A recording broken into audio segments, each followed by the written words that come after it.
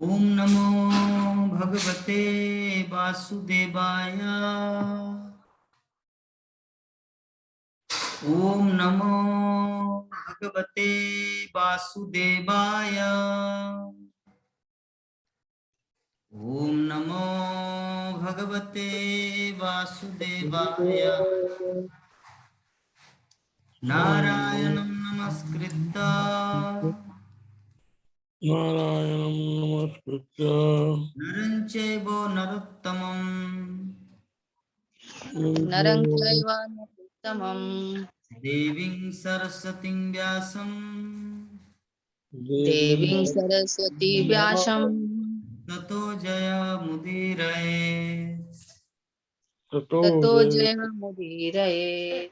नष्टप्रायेषु अभद्रेषु नष्टप्रायेषु भद्रेषु नित्यं भागवत सेवया नित्यं भागवत सेवया भगवती उत्तम श्लोके भगवती उत्तम श्लोके भक्तिर्भवति नष्टिके। भक्तिर्भवति नैष्टिके। श्रीमद् भागवतम प्रथम स्कंद अष्टम अध्याय श्लोक संख्या 21। कृष्णाय वासुदेवाय कृष्णाय वासुदेवाय देवकी नंदनाय च देवकी नंदनाय च नंदगोपकुमाराय नंदगोपकुमाराय गोविंदाय नमो नमः। गोविंदाय नमो नमः। कृष्णाय वासुदेवाय कृष्णाय वासुदेवाय देवकी नंदनाय च देवकी नंदनाय च नंदगोपकुमाराय नंदगोपकुमाराय गोविंदाय नमो नमः। गोविंदाय नमो नमः।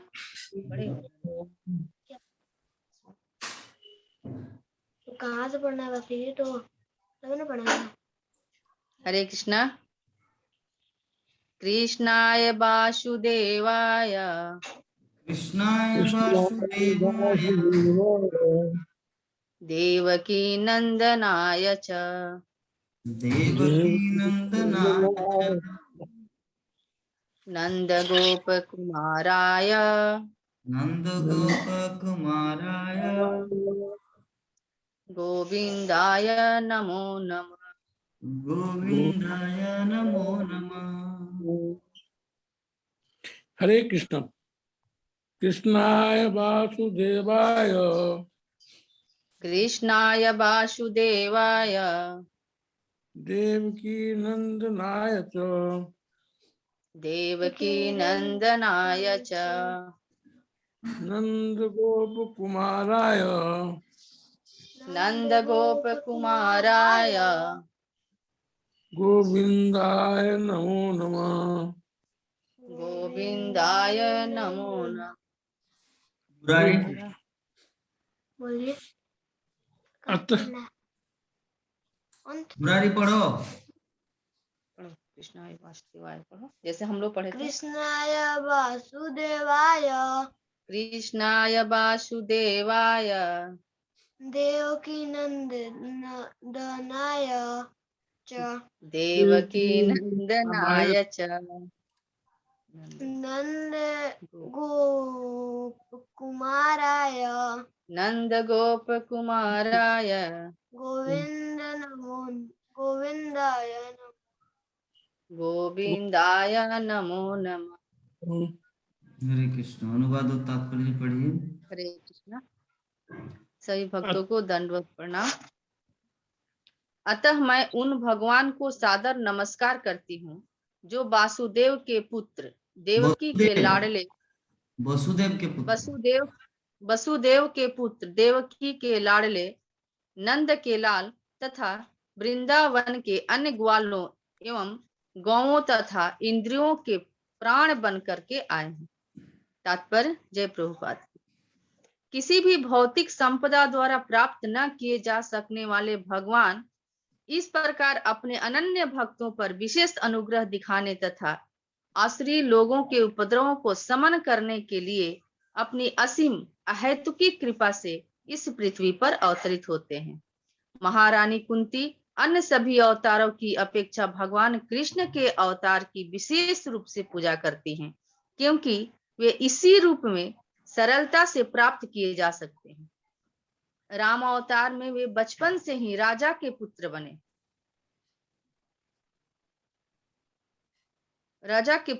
रहे, लेकिन कृष्ण अवतार में राजा के पुत्र होते हुए भी उन्होंने अपने असली माता पिता राजा वसुदेव तथा महारानी देवकी के संरक्षण को जन्मते ही त्याग दिया और यशोदा माई की गोद में चले गए, जिससे उनकी बाल लीलाओं के कारण अत्यंत पावन वृंदावन की पुण्य भूमि में वे समान ग्वाल बाल का अभिनय कर सके।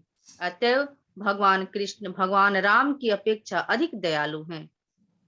वे कुंती के भाई वसुदेव तथा उनके परिवार के प्रति विशेष रूप से अत्यंत दयालु थे।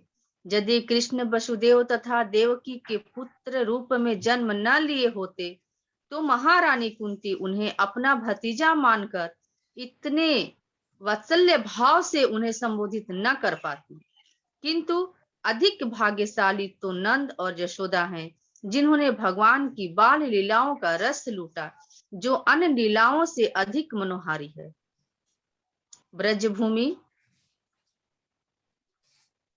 ब्रजभूमि वृंदावन में प्रदर्शित की गई उनकी लीलाओं के समान अन्य कुछ नहीं है, जो चिंतामणि धाम के नाम से ब्रह्म संहिता में वर्णित मूल कृष्ण श्लोक में हो रही उनकी सनातन लीलाओं का नमूना है।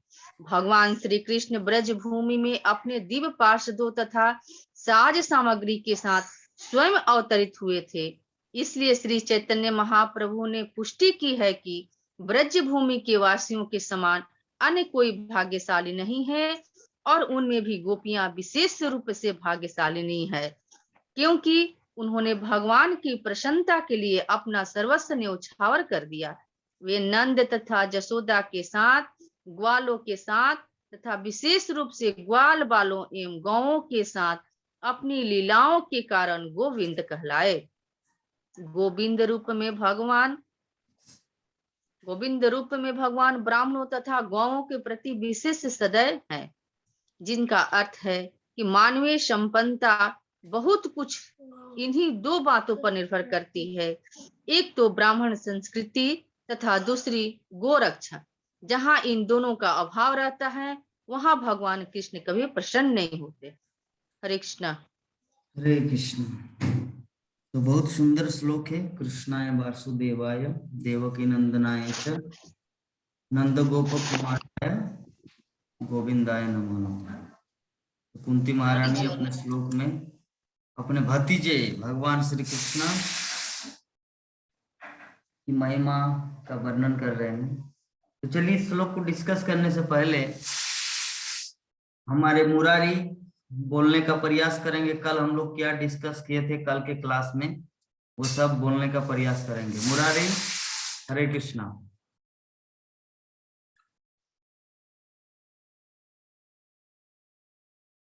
सुनाना है ना? नरसिंह अवतार प्रभु सुनाना है ना? हाँ, नरसिंह अवतार सुनाना है ना प्रभु जी? आपका आवाज क्लियर नहीं आ रहा, थोड़ा जोर से बोलो। दूर से जाओ, नजदीक जाओ। All the best, good luck. अरे बोलो प्रभु जी बोल रहे हैं कि आज हमको नरसिंह अवतार सुनाना है ना?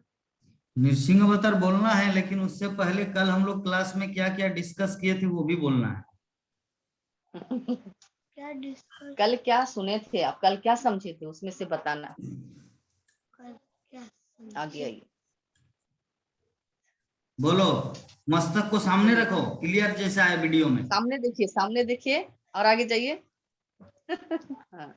वीडियो को ठीक करिए। मैं जैसे कैसे हूँ, 2 साइड में फ्री है, ऊपर में थोड़ा फ्री है, उस तरह वीडियो को मैच कर।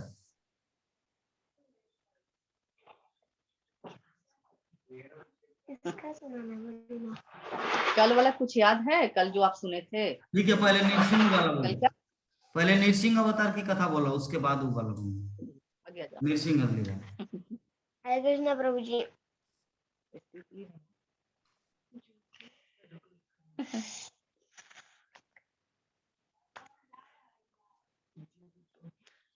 वो प्रभु जी, भगवान अपने भक्तों की रक्षा करने के लिए अवतार लेते हैं।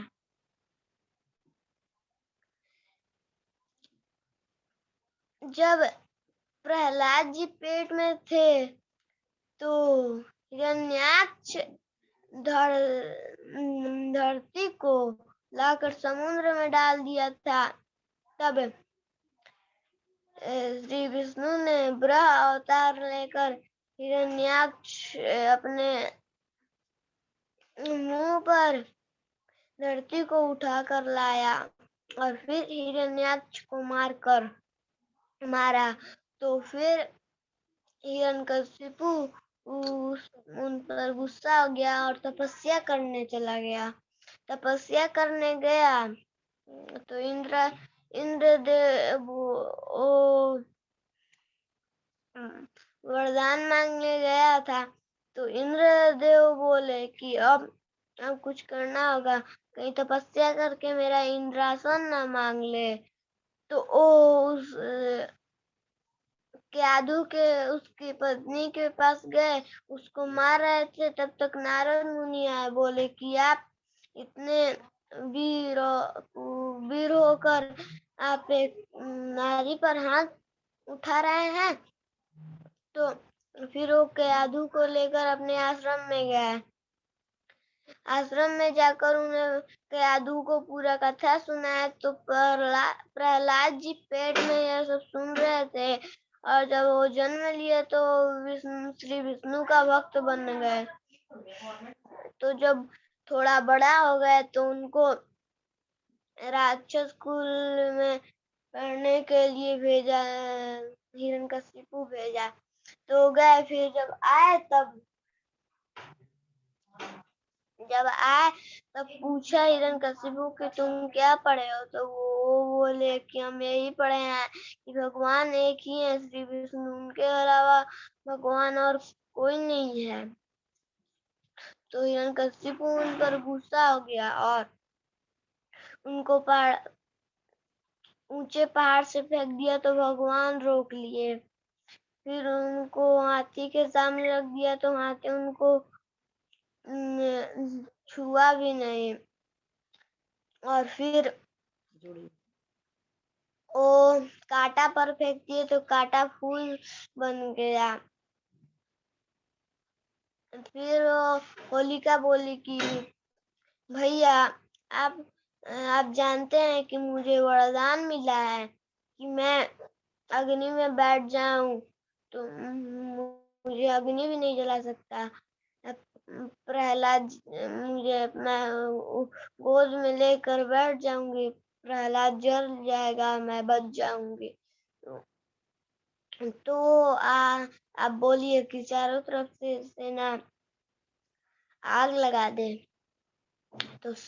तो गोद में लेकर बैठ गई और चारों तरफ से सेना आग लगा दिया।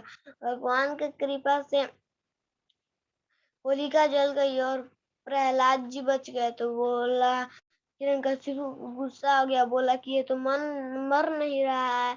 तो उन्हें एक खंभे में बांध दिया। तो बोला कि क्या भगवान है? तो बोले कि वो तो हर जगह है, तो क्या इस खंभे में भी है? तो बोले कि हाँ, इस खंभे में भी है। तो बोले कि देखते हैं तेरा विष्णु कैसे तुम्हें बचाता है। जैसे ही वो मारने के लिए तलवार उठाता है तब गिड़गिड़ाते हुए नरसिंह अवतार प्रकट हुए और गिड़गिड़ाते हुए प्रकट हुए और उनको मारने के लिए फिर तलवार उठाया तो उस तलवार को पकड़ के उसे मारने लगे तो फिर उसको अपने गोद में लेकर बैठ गए और गोद में लेकर बैठ गए तो वरदान बोले कि तुम कौन हो, मुझे छोड़ दो। तो बोला कि वही तेरा काल। तो बोला कि मुझे कोई नहीं मार सकता। क्यों कोई नहीं मार सकता? क्योंकि मुझे वरदान मिला है कि मैं न ऊपर मरूं न नीचे। तो बोल रहे हैं कि तू न ऊपर है न नीचे, तुम तो मेरे को। वो तो बोल रहे हैं कि ना मैं बाहर मरूंगा ना नीचे। तो ना बाहर मरूंगा ना भीतर। तो बोले लेकिन तू ना बाहर है ना भीतर, तू इस समय चौखट पर है। फिर बोला कि मैं ना अस्त्र से मरूंगा ना शस्त्र से। तो बोला कि ना तू मेरे हाथ में शस्त्र है ना तो अस्त्र।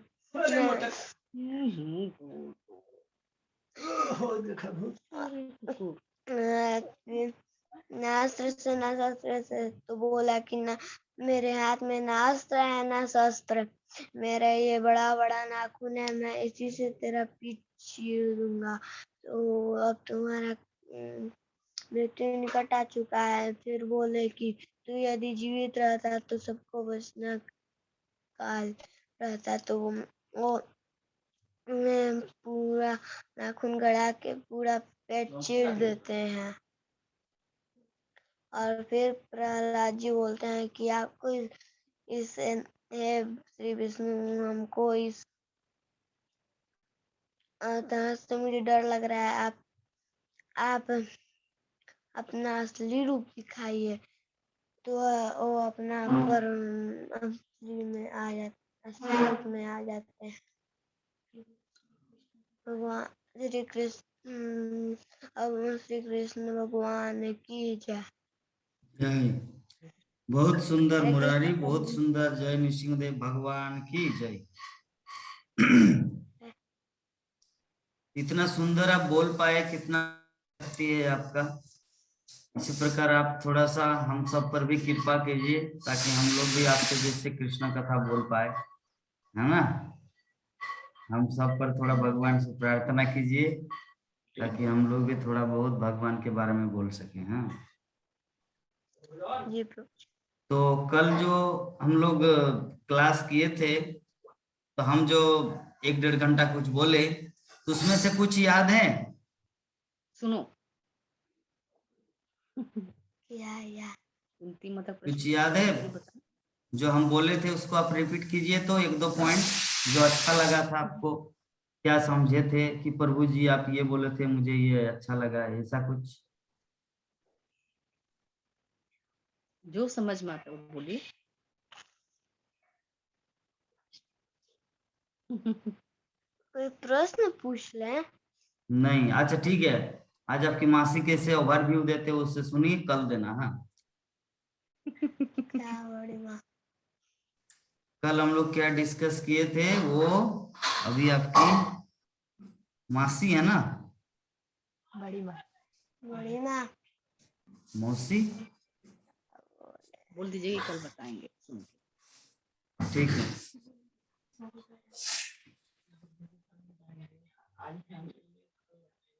तो हमारी गीता माता जी तो नया नया बदल ही रहा रे बाबा। कुछ देर पहले कार्ड बांटने जाना था, कार्ड बांटने जाना था, इसलिए प्रभु जी बोले जल्दी से तैयार हो करके। तो अभी वो उठेंगे तो तब तक थोड़ा सा आपका क्लास देख लेती हूँ। बच्चे का सुन रही थी, बहुत बढ़िया है मुरारी बेटा, बहुत सुंदर, इतना सुंदर है कि हम लोग तो नहीं बोल पाएंगे। आप जितना सुंदर तरीके से नरसिंह भगवान का बताए, बहुत सुंदर, बहुत बहुत आशीर्वाद बेटा, बहुत आगे बढ़ो, बहुत आगे बढ़ो। बहुत सुंदर बोले।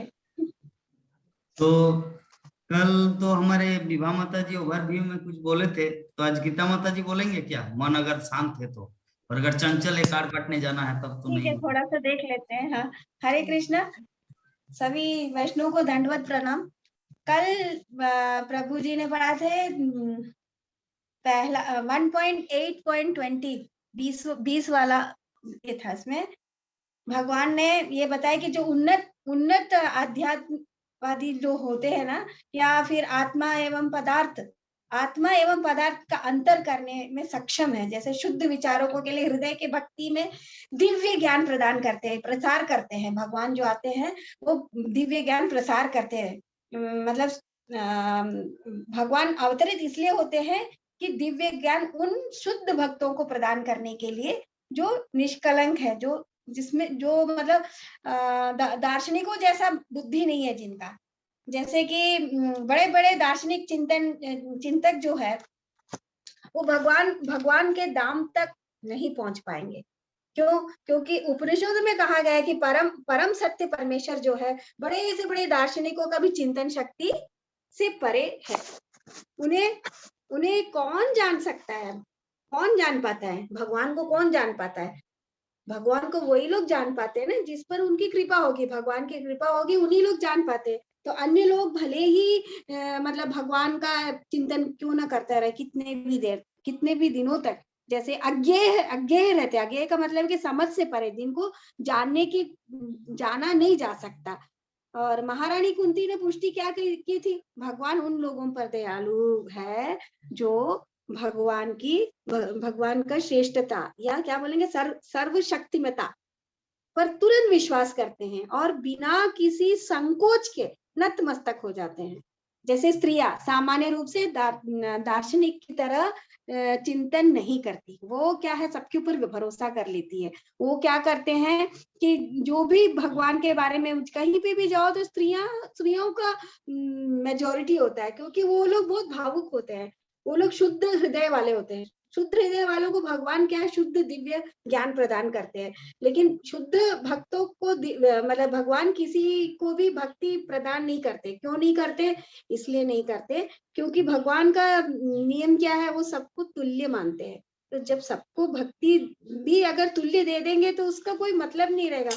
तो भगवान का ये है कि भक्ति जो है जो भक्तों से लो, भक्तों से जो भक्ति कर रहे हैं उन भक्तों से भक्ति के बारे में तुम ये करो, मतलब भक्ति प्रदान करो। तो भगवान का यही है कि जो निष्कलंक है, जो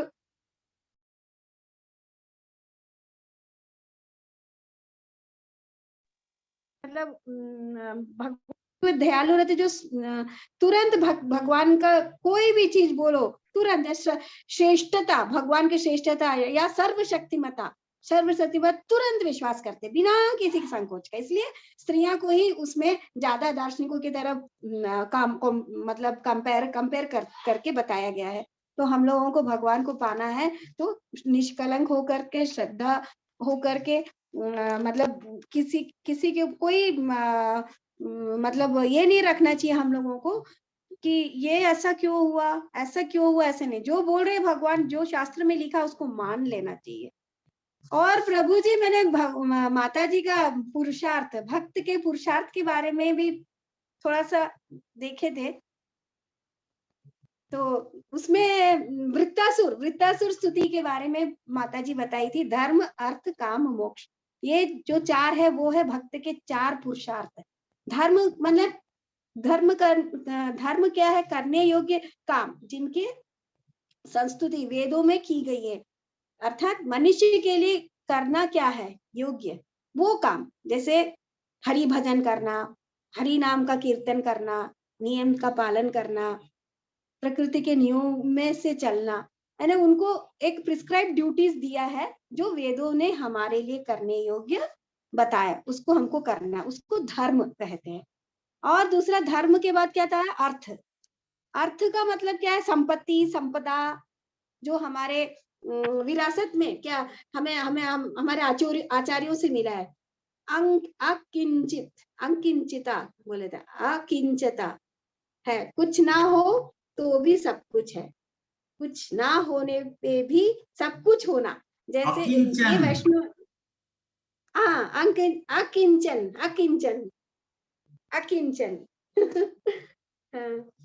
ये है वैष्णव की संपत्ति, यानी कि मीराबाई का वो दिए थे। मीराबाई क्या है, उनकी जिंदगी में अपार संपत्ति थी, राजा की पत्नी थी, रानी थी, लेकिन उनको वो सब चीज से उनको कोई खुशी नहीं मिलती थी। उनको क्या खुशी मिलती थी? भगवान का स्तुति करने में। तो वैसा होना चाहिए। वैष्णवों की भक्ति जो है, संपत्ति, वैष्णवों की संपत्ति क्या होनी चाहिए? नहीं, भगवान, भगवान के लिए, भगवान से, भगवान के लिए सब कुछ। जैसे एक एग्जाम्पल और दिए थे, मुझे स्वर्ग लोग नहीं चाहिए, ब्रह्मा जी, सारी सृष्टि, ब्रह्मा जी का पद नहीं चाहिए, सारी पृथ्वी का साम्राज्य है वो मुझे नहीं चाहिए। वृत्तासुर अपने बता रहे, वृत्तासुर का ही ये बता रहे, नीचे जो भी गति मिलती है, जैसे अतल वितल सुतल जो भी है, वहां पे भी, क्योंकि वो तो वो है ना, क्या बोलते हैं, असुर है ना, उनको तो वो सब मिल जाता आराम से, लेकिन वो भी उनको नहीं चाहिए बोलते। और बोले थे कि मुझे मुक्ति नहीं चाहिए, मुक्ति भी मुझे नहीं चाहिए। और भक्त फिर बोले क्या बोलते, भक्तों की संपत्ति क्या, आपका, हमको सिर्फ क्या चाहिए, भक्तों की संपत्ति क्या, कि आपका चरणों की स्मृति, मतलब हम आपके चरणों की स्मृति हर समय करते रहे, आपके सानिध्य में रहे, आपके बारे में ही, मतलब आप जो कुछ भी आपके, हमारा संपत्ति वही रहेगा कि आपके चरणों में नतमस्तक होकर हम आपका गुणगान करते रहे। ये है अर्थ, संपत्ति हमारा वही है। तो धर्म हो गया, अर्थ हो गया, और काम के बारे में बताए थे। काम, काम क्या है? मतलब एक छोटा सा चिड़िया सुबह उड़ जाती है, हम चिड़िया की माँ उड़ जाती है बच्चों को रख के, और दिन भर वो बच्चे घोंसले में बैठ के माँ का वो करती है, इंतजार करती है कि अभी हमारी माँ आएगी। लेकिन वो शाम को जब आ जाती है, उनकी व्याकुलता खत्म हो जाती है। लेकिन जब वो मतलब जो कुछ भी उनको प्राप्त होना, पेट भर जाता है, तो भूल जाते, भी चहचहाने लग जाती है। तो वैसा मुझे नहीं होना है। फिर बोले कि गाय का बछड़ा, गाय चरने चली जाती है, तो बछड़े को खूंटे में बांध के रखते हैं। तो बछड़ा शाम को जब माँ आती है तो स्तनपान करने लगती है, तो उसका पेट भर जाता है, तो उसका मन भर जाता है, तब भी वो माँ के प्रति उतना स्नेह नहीं रहेगा। तो उनका कहने का मतलब जहाँ स्वार्थ वाला, ये मुझे नहीं चाहिए, है ना। तो लेकिन यहाँ पर स्वार्थ है, इसलिए क्योंकि बछड़ा जो है अपनी माँ का स्तनपान करने के लिए, बछड़ा तृप्त हो जाता है, तो फिर अपने में मस्त रह जाते, इसलिए उन्हें जिस प्रकार, जैसे किस प्रकार होना चाहिए बताइए कि एक स्त्री अपने पति के वियोग में, पति कहीं दूर काम करने चले जाता है, तो उनको याद करके अभी वो क्या कर रहे होंगे, अब वो खाना खाए होंगे कि नहीं, जिस प्रकार एक पत्नी अपने पति के लिए मतलब तड़पती है, उस प्रकार वो स्नेह हमको आपके प्रति होना चाहिए। वो व्याकुलता, मुझे भी अपने मन में आपके लिए वो व्याकुलता आए। यानी कहने का तात्पर्य यह हुआ कि हमारा लालसा क्या होना चाहिए कि हर समय हम भगवान के लिए, भगवान को प्राप्त करने के लिए, भगवान का ही गुणगान करने के लिए हमारा ये मतलब ये होना चाहिए, निरंतर हमारे मन में ये निकलना चाहिए। अब वो हो गया। उसके बाद मोक्ष क्या है? हे भगवान, हे जगन निवास, ये मेरी मति है संसार में, जो हमारा जो लक्ष्य है, वो चक्र जो भटक रहा है, उसको, जिसके कारण हम आपके प्रति ये नहीं कर पा रहे, आपके श्री चरणों में श्रद्धा नहीं कर पा रहे। तो भक्तों को उनके प्रति मतलब जैसे पत्नी, बच्चे, अपने घर में पिता माता, उन लोग सब में फंसा हुआ हूँ, है ना। मैं चाहता हूँ कि मेरी जो मति है इन सब से दूर हो जाए। मैं सिर्फ आपको ही, आपके चरणों में ही, वैष्णव को क्या चाहिए, वैष्णव उनका जो गति है, मतलब क्या है, उनका लक्ष्य जो है, ये इससे बात कर, लक्ष्य जो है, 2 मिनट बहुत बार कॉल की मम्मी क्लास, हाँ रुको ना, एक मिनट में आ रही। श्री चरणों में हम सरेंडर हो जाए भगवान के, पूर्ण रूपेण अपना जो ये है भगवान के प्रति ही हम समर्पित हो जाए।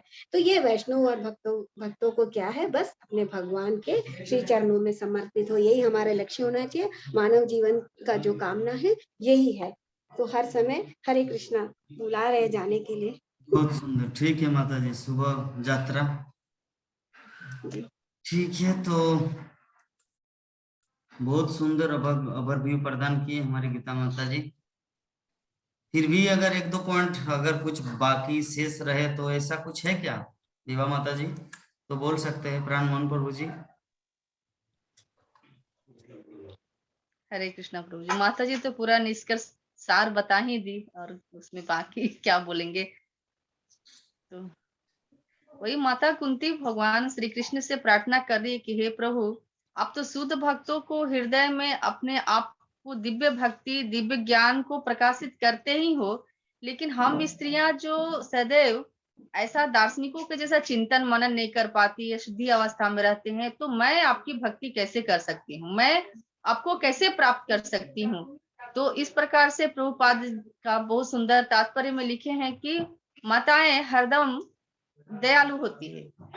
तो इस संदर्भ में माता जी ने तो बताया ही, लेकिन वही जो उदाहरण के लिए आप बताएं कि माताएं किस प्रकार से दयालु होती हैं, किस प्रकार विनम्र होती हैं। तो गोचारण के समय जब भगवान वन में थे तो उन ग्वाल बालों से कुछ भूख लगी, तो भगवान बोले कि जाओ, बगल में कुछ ब्राह्मणों ने यज्ञ कर रहे हैं, तो उन लोगों से कुछ भिक्षाटन में मिले तो हम लोग कुछ प्रसादम पा लेंगे।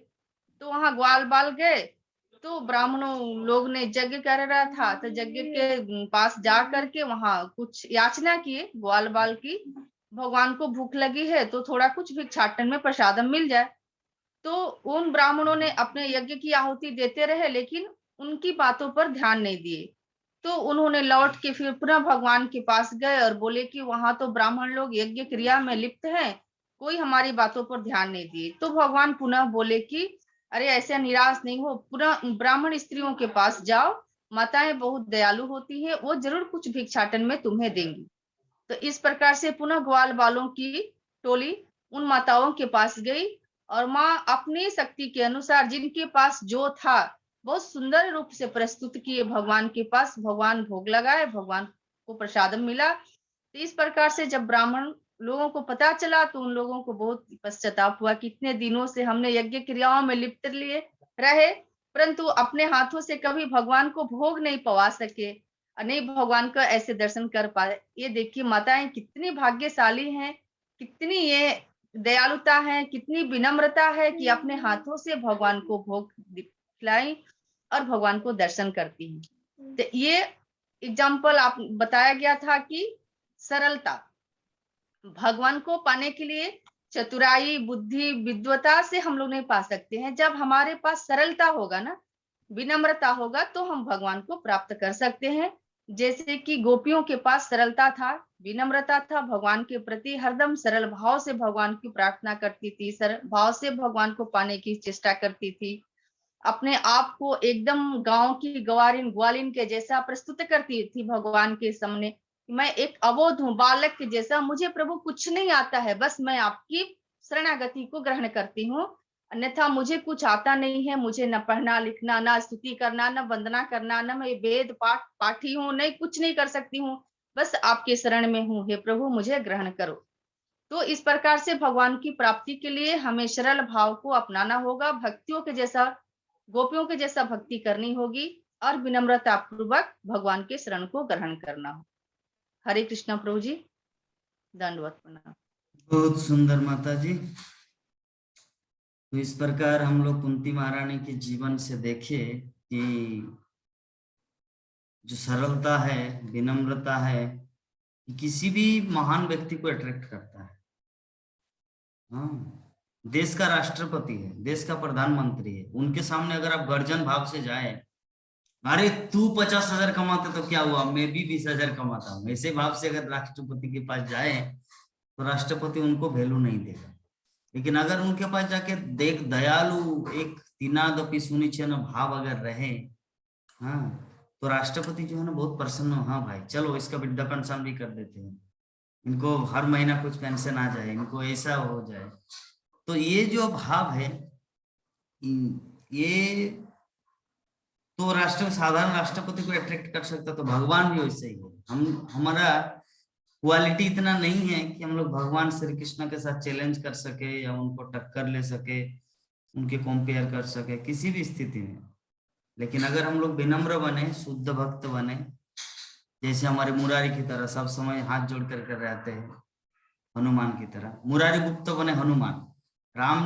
राम मतलब रामायण में जो हनुमान था वो चैतन्य महाप्रभु के काल में बना मुरारी गुप्त। तो हनुमान जैसे भगवान रामचंद्र के चरणों में सब समय हाथ जोड़ करके रहते हैं, वैसे ही हमारे ये जो मुरारी है ये भी हाथ जोड़ करके रहते हैं, है ना मुरारी? हाथ जोड़ करके रहते हैं ना। तो प्राणमोहन प्रभु जी, कल के क्लास में कुछ पॉइंट आपके दिमाग में है तो आप बोल सकते हैं।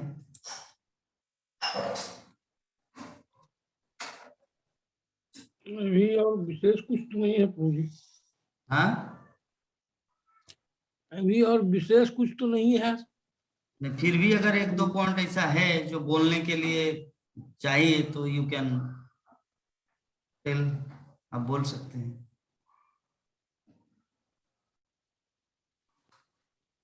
क्या पॉइंट बच गया? गीता माता जी, मुरारी, विभा माता जी के बोलने के बावजूद भी अगर कुछ रह गया तो बोलिए, कुछ है तो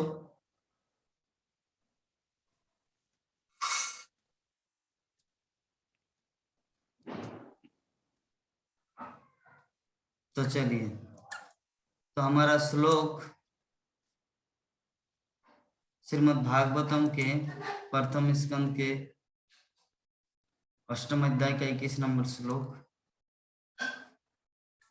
कृष्णाय वासुदेवाय देवकी नंदनाय च नंद गोप कुमाराय देव गोविंदाय नमः।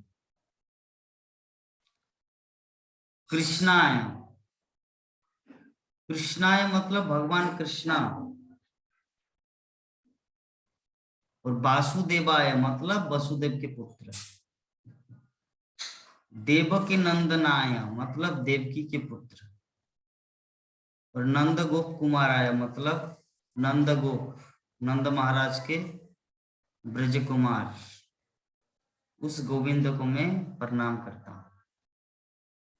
तो ये कुंती महारानी विशेष रूप से अपनी प्रार्थना में ये श्लोक भी है और मंत्र भी है। ये जो है ना भागवतम के 18,000 श्लोकों में, अगर कोई व्यक्ति, अगर कोई भक्त इस श्लोक को अगर कंठस्थ कर ले तो भगवान इसको सुनेंगे। अगर कोई बोलेंगे कृष्णाय वासुदेवाय देवकी नंदनाय च नंद गोप कुमाराय गोविंदाय नमो नमः। तो ये मंत्र भी है और श्लोक भी है, और विशेषकर वैदिक मंत्र जो है ना, जितने सारे वैदिक श्लोक है ये सब एक एक मंत्र है। महामुनि व्यासदेव अपने अनुभव के आधार पर ये मंत्र को लिपिबद्ध किए हम सब बद्धात्माओं के लिए। चैतन्य चरितामृत में कहा गया है कि मायाबद्ध जीवेर नहीं सतो कृष्ण ज्ञान अतवेव कृष्ण कहलो वेद पुराण। मतलब मायाबद्ध जीव हम सबको स्वतः ऑटोमेटिकली कृष्ण तत्व का ज्ञान नहीं है। इसीलिए भगवान श्री कृष्ण ने क्या किया, व्यासदेव के रूप में आकर वेद और पुराण की रचना की।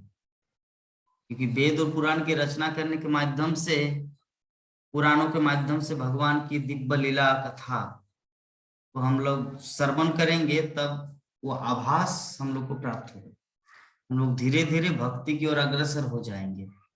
भगवान के लीला कथा, भगवान की महिमा को जितना हम लोग श्रवण करेंगे उनके प्रति अट्रैक्टेड होंगे, आकर्षित होंगे। तो इसीलिए भगवान श्री कृष्ण ने क्या किया, वेद पुराण की रचना की। कृष्णाय वासुदेवाय, तो वासुदेवाय, वासुदेव मतलब कृष्ण, और तो इसका संधि विच्छेद के अनुसार यहाँ पे दिया गया वसुदेव के पुत्र को। तो यहाँ पे भगवान का कितना नाम है? कृष्णा 1 2 3 4 5। इसमें भगवान का अष्टोत्तर शतनाम है। नरोत्तम दास ठाकुर 108 भगवान कृष्ण का नाम लिखे हैं। और विष्णु सहस्त्र नाम है भगवान के 1008 नाम है। और अनंत देव यानी बलराम अनंत काल से, अनंत मुखों से, अनंत